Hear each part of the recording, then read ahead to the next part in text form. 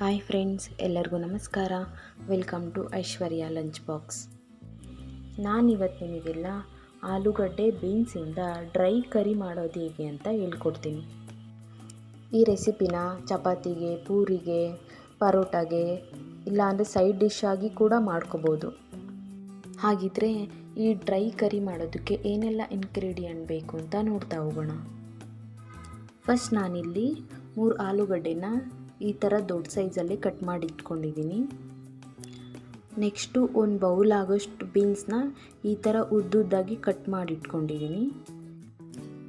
Medium size 2 ಈರುಳ್ಳಿ, 2 tomato, ಸ್ವಲ್ಪ ತೆಂಗಿನಕಾಯಿ, ಸ್ವಲ್ಪ ಕೊತ್ತಂಬರಿ ಸೊಪ್ಪು, 1 ಇಂಚ್ ಆಗೋಷ್ಟು ಶುಂಠಿ, ಒಣಮೆಣಸಿನ್ಕಾಯಿ.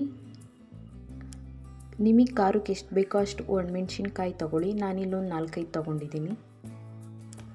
1 ಇಂಚು ಚಕ್ಕೆ, 1 ಟೇಬಲ್ ಸ್ಪೂನ್ ಓಂಕಾಳು, ಸ್ವಲ್ಪ ಕರಿಬೇವು, ಅರ್ಧ ಟೀ ಸ್ಪೂನ್ ಜೀರಿಗೆ, ಅರ್ಧ ಸ್ಪೂನ್ ಸಾಸಿವೆ, 2 ಚಿಟಿಕೆ ಅರಿಶಿಣ, ರುಚಿಗೆ ತಕ್ಕಷ್ಟು ಉಪ್ಪು, 7-8 ಸ್ಪೂನ್ ಅಡುಗೆ ಎಣ್ಣೆ.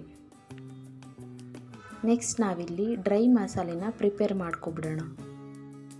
ಒಂದು ಮಿಕ್ಸಿ ಜಾರ್ ತೊಗೊಂಡು ಚಕ್ಕೆ, ಓಂಕಾಳು, ಒಣಮೆಣಸಿನ್ಕಾಯಿ, ಶುಂಠಿ ಹಾಗೆ ತೆಂಗಿನಕಾಯಿ ಇಷ್ಟೂ ಹಾಕಿ ನೈಸಾಗಿ ಗ್ರೈಂಡ್ ಮಾಡ್ಕೊಳ್ಳೋ ಅಂಥದ್ದು ಏನು ಬೇಡ, ತರ್ತರಿಯಾಗಿ ಗ್ರೈಂಡ್ ಮಾಡಿಕೊಂಡ್ರೆ ಸಾಕು. ನೋಡಿ, ಈ ಥರ ಗ್ರೈಂಡ್ ಮಾಡ್ಕೊಂಡಿದ್ದೀನಿ ನಾನು. ಇವಾಗ ಇವನ್ನೆಲ್ಲ ಹಾಕಿ ಯಾವ ಥರ ಆಲೂ ಬೀನ್ಸ್ ಡ್ರೈ ಕರಿ ಮಾಡೋದು ಅಂತ ನೋಡ್ತಾ ಹೋಗೋಣ.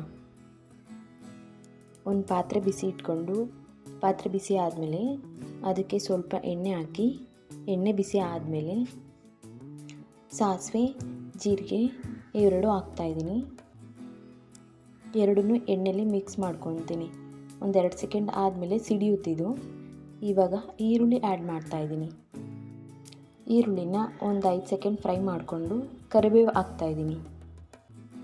ಎಲ್ಲದನ್ನು ಚೆನ್ನಾಗಿ ಮಿಕ್ಸ್ ಮಾಡಿಕೊಂಡು ಈರುಳ್ಳಿ ಸ್ವಲ್ಪ ಕಲರ್ ಚೇಂಜ್ ಆಗೋವರೆಗೂ ಫ್ರೈ ಮಾಡ್ಕೋಬೇಕು. ಈರುಳ್ಳಿ ಇವಾಗ ಸ್ವಲ್ಪ ಕಲರ್ ಚೇಂಜ್ ಆಗಿದೆ. ಇವಾಗ ಇದಕ್ಕೆ ನಾನು ಆಲೂಗಡ್ಡೆ ಹಾಕ್ತಾಯಿದ್ದೀನಿ. ಆಲೂಗಡ್ಡೆನ ಎಣ್ಣೆಲಿ ಚೆನ್ನಾಗಿ ಮಿಕ್ಸ್ ಮಾಡಿಕೊಂಡು ಒಂದು 5 ಸೆಕೆಂಡ್ ಫ್ರೈ ಮಾಡಿಕೊಂಡು ನೆಕ್ಸ್ಟು ಬೀನ್ಸ್ ಹಾಕ್ತಾಯಿದ್ದೀನಿ. ಮತ್ತು ಎಲ್ಲದನ್ನು ಚೆನ್ನಾಗಿ ಮಿಕ್ಸ್ ಮಾಡಿಕೊಂಡು ರುಚಿಗೆ ತಕ್ಕಷ್ಟು ಉಪ್ಪನ್ನ ನಾನು ಇಲ್ಲೇ ಆ್ಯಡ್ ಮಾಡ್ತಾಯಿದ್ದೀನಿ. ಏಕೆಂದರೆ ಹುರುಳಿಕಾಯಿ ಮತ್ತು ಆಲೂಗಡ್ಡೆಗೆ ನೀಟಾಗಿ ಉಪ್ಪು ಹತ್ತುತ್ತೆ. ನೆಕ್ಸ್ಟ್ ಅರಿಶಿಣ ಹಾಕಿ ಎಲ್ಲವನ್ನೂ ನೀಟಾಗಿ ಮಿಕ್ಸ್ ಮಾಡ್ಕೋಬೇಕು. 1 ನಿಮಿಷ ಹಾಗೆ ಎಣ್ಣೆಲಿ ಬೇಯಿಸ್ಕೊಂಡು ನೆಕ್ಸ್ಟು ಟೊಮೊಟೊ ಹಾಕ್ತಾಯಿದ್ದೀನಿ.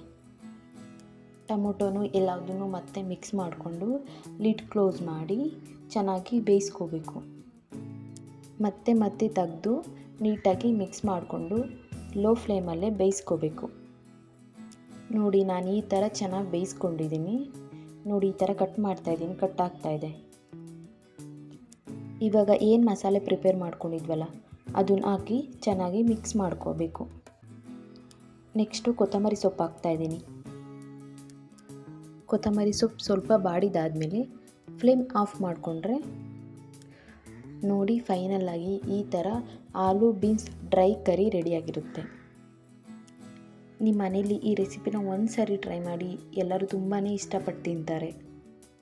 ನೋಡಿದ್ರಲ್ಲ ಯಾವ ಥರ ಆಲೂ ಬೀನ್ಸ್ ಡ್ರೈ ಕರಿ ಮಾಡೋದು ಅಂತ. ಈ ರೆಸಿಪಿನ ನಿಮ್ಮ ಮನೇಲೂ ಟ್ರೈ ಮಾಡಿ, ಟೇಸ್ಟ್ ಮಾಡಿ.